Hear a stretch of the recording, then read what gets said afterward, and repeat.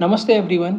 Today we are going to study amendability of fundamental rights. हम देखेंगे कि fundamental rights को कैसे अमेंड किया जा सकता है या अमेंडेबल है भी या नहीं।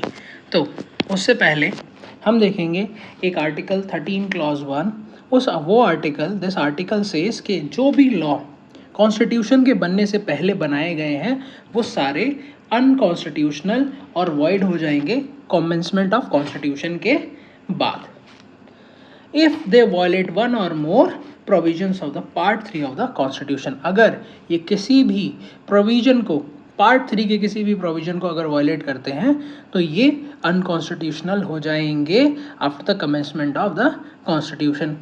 अब article 13 sub clause 2 what it says, state shall not make any law that takes away one or more fundamental rights arbitrarily। very important word is arbitrarily। State कोई भी लॉ नहीं बना सकता जिसकी वजह से आपका फंडामेंटल राइट चला जाए arbitrarily. Such law shall be unconstitution. अगर स्टेट बनाता भी है तो ऐसे लॉ अनकॉन्स्टिट्यूशनल होंगे और वॉइड हो जाएंगे to the extent of inconsistency, क्योंकि these laws are inconsistent with the fundamental right। article now the interesting fact about it, इस 13(2) के लिए 13 सब क्लॉज 2 आर्टिकल के लिए फर्स्ट अमेंडमेंट लाया गया। Who bring the first amendment? Jawaharlal Nehru. He brings amendment to the against the spirit of article 13 sub clause 2। और उस amendment में क्या हुआ, उसने अमेंड किया आर्टिकल 15 और उसने 15(4) को इंट्रोड्यूस कराया। उसमें क्या हुआ, फर्स्ट अमेंडमेंट ने और भी क्या काम किए, उसने 19 अमेंड किया, उसने 19 sub clause 6 which reports reasonable restrictions on right to occupation. उसने रीजनेबल रेस्ट्रिक्शंस लगाए राइट टू ऑक्यूपेशंस पर।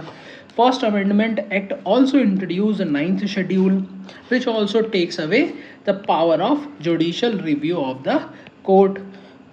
तो फर्स्ट अमेंडमेंट से 9th शेड्यूल भी आया जिसने जुडिशियल रिव्यू का पावर कोर्ट से ले लिया। This law is in under 9th schedule could not be challenged in the court on the basis of violation of fundamental rights। अब इस बात को समझने का बहुत सिंपल सा तरीका है, अगर पार्लियामेंट कोई लॉ बनाता है और वो लॉ 9th शेड्यूल में डाल दिया जाए तो you can not challenge this on the basis of कि यहाँ पर तुम्हारा फंडामेंटल राइट वायलेट हुआ है। This comes through first amendment. Who brings this? Jawaharlal Nehru। Thank you everyone।